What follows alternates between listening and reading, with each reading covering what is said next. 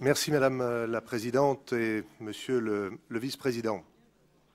En réponse à une intervenante précédente, je voudrais dire que nous ne venons pas tous de ghettos de riches. Je suis moi-même maire d'une commune qui compte 42% de logements sociaux. Je n'en tire pas une fierté ni une compétence particulière, mais je sais de quoi je parle, peut-être contrairement à certains ou à certaines. Une politique est faite de vision et de mise en œuvre de moyens réalistes et intelligents. Intelligents au sens de l'adaptation aux contraintes. Et en matière de logement, on peut dire que les contraintes viennent souvent de l'État. Cette année, ne boudons pas notre plaisir, les résultats sont particulièrement bons en matière de construction, plus 23% de mise en chantier en Île-de-France, alors qu'au niveau national, c'est plus 17%. Il y a donc un effet Île-de-France. Nous serons cette année, cela a été rappelé par le vice-président, à un niveau de production d'environ 90 000 logements, soit largement au-dessus de tout ce qui a été fait jusqu'ici. S'agissant de la répartition et de la répartition territoriale des logements construits, je tiens à dire en ma qualité de président de la commission que nous avons fourni des documents qui prouvent que la répartition est homogène, que ce soit en matière de différentes typologies de logements, mais aussi de territoires.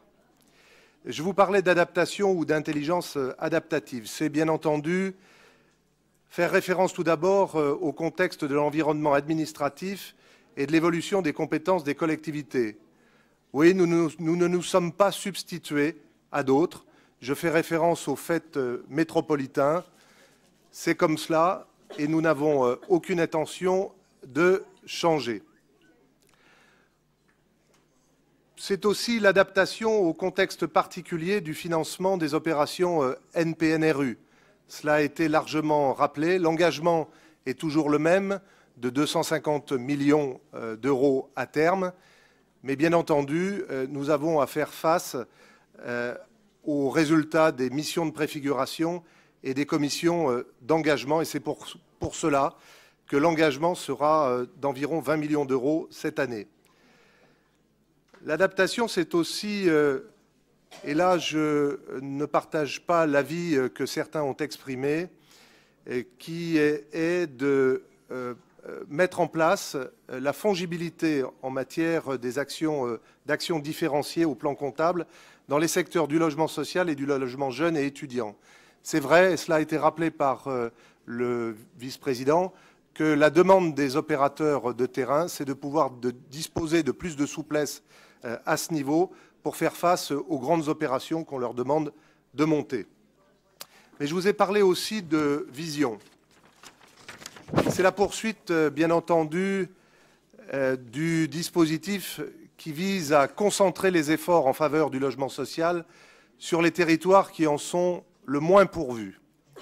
Plutôt que de continuer à les concentrer là où il y en a déjà beaucoup, il a été rappelé la notion de 2/3 de ces logements concentrés sur 7% des communes.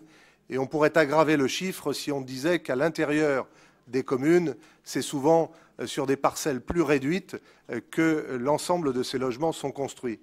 Le ratio n'en serait que moins favorable. Et notons au passage que tout ce qui nous avait été prédit quant à ce dispositif n'a pas empêché les bons résultats que j'évoquais précédemment.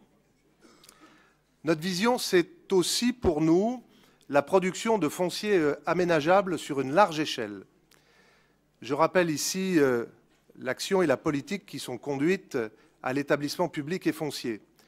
Mobilisation d'1,8 milliard d'euros à l'échelon de 5 ans et une augmentation des cessions foncières en augmentation donc de 15% cette année. C'est donc du foncier aménageable qui est mis à disposition de ceux qui veulent construire. Je suis le premier à m'en réjouir puisque je vois à la commission d'appel d'offres de l'établissement public et foncier tous les marchés qui passent pour contribuer à la production de ces territoires. C'est aussi une vision, c'est aussi la production de dispositifs innovants. Nous avons rappelé le dispositif de lutte contre les marchands de sommeil Et je souhaite pour ma part que l'État s'inspire d'un certain nombre des constatations qui ont été effectuées au cours de la production de ce dispositif.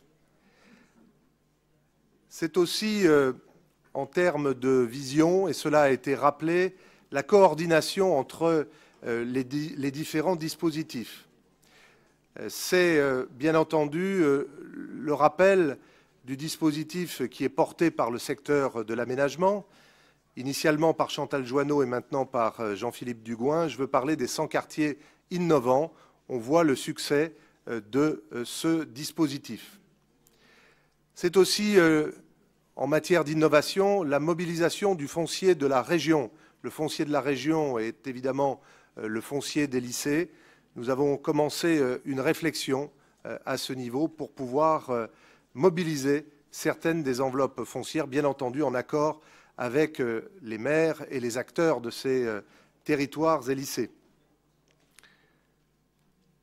Les dispositifs innovants, c'est aussi les dispositifs de cofinancement, de financement des équipements sur le terrain.